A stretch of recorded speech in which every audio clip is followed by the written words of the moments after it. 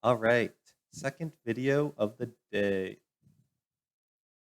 All right, welcome back. And next, we are doing a review of the Wealthfront app. And so, this is the app I've most recently started using for investing.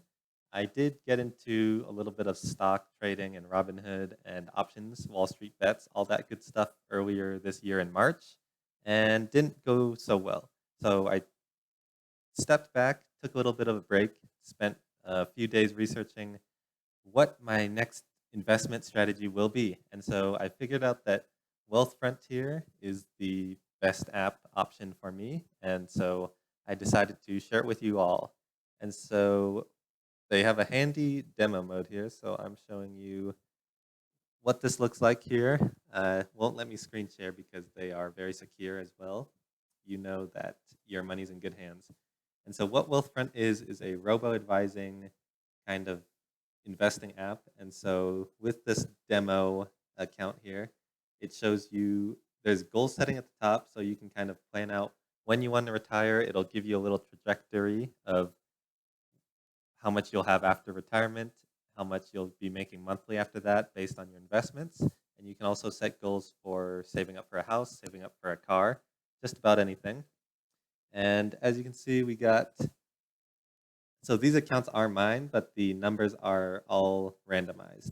So I do have a cash account. They have a 0.25 APY, which I think is not too bad, I guess. Basically just a savings account. You get a little interest on it.